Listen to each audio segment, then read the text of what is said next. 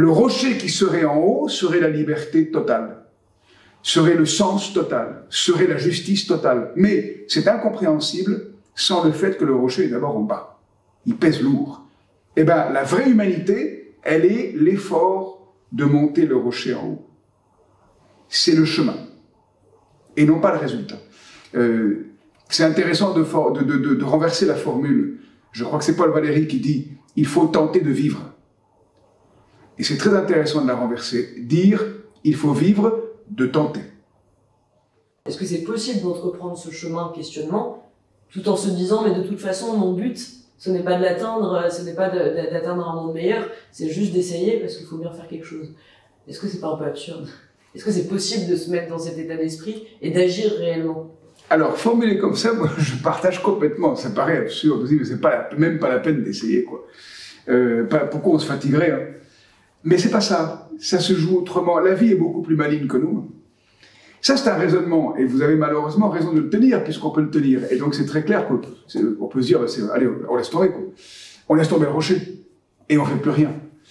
Mais les choses sont beaucoup plus complexes, lentes, variées, inertes, de manière variable, élastiques de manière variable que ce qu'on croit. Je m'explique. Exemple. On a été éduqué, vous avez pris l'exemple de l'éducation et tout, puisqu'on est dans un contexte où on parle de sexualité, prenons la question des genres. On a été éduqué comme étant genré, alors homme, femme, etc. Alors par ailleurs, en partie c'est vrai, on a une anatomie, on n'y peut rien. Et il est très rare que des humains aient les deux, ou etc. Donc en gros, normalement, entre guillemets, pas du point de vue d'une norme sociale, hein, normalement, je veux dire, physiologiquement, anatomiquement, les humains, on est fait de deux sexualités. Ça changera peut-être.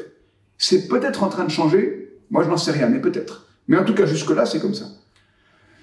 Se sont ajoutés à ces deux sexualités, donc le fait qu'on soit femme ou homme, je ne parle pas seulement de féminin masculin, mais femme ou homme, se sont ajoutées les charges culturelles, les projections sur les sexualités. Alors, typiquement, les filles jouent à la poupée, sont habillées en rose, les garçons jouent au camion, sont habillés en bleu. En Occident, hein, voilà, exemple caricatural, mais vrai. Souvent. Et on se dit, mais il faut déconstruire ça. Ça ne va pas d'identifier les gens, ça les réduit, ça les conditionne, ça les limite, ça entrave leur liberté, ça empêche la personnalité de s'exprimer. Il faudrait sortir du modèle binaire, il faudrait défendre les non-binaires, etc.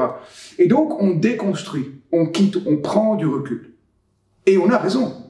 Et c'est typiquement humain, pour le coup. Ça, c'est le rocher qu'on commence à rouler vers le haut.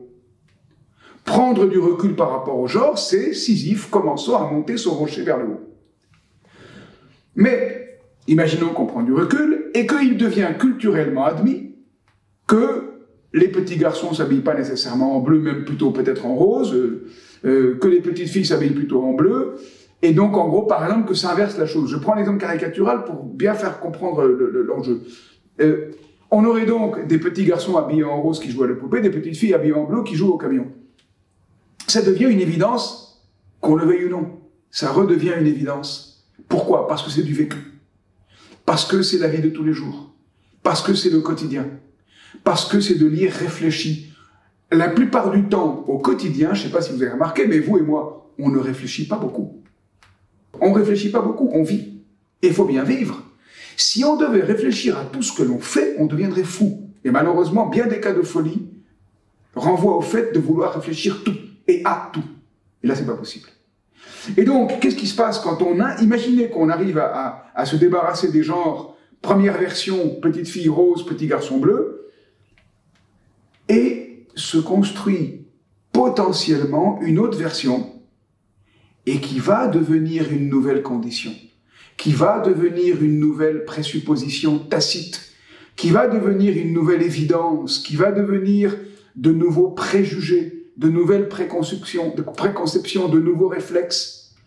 Et les générations futures vont se dire un jour, mais moi je veux pas être une petite fille habillée en bleu qui joue au camion, je veux être encore autre chose, je sais pas quoi. Et donc il faudra recommencer le pas de côté. Ça veut dire que ça c'est Sisyphe. Nous montons le rocher, nous réfléchissons, nous quittons l'évidence, et le quotidien de la vie fait que le rocher retombe. Tout le temps.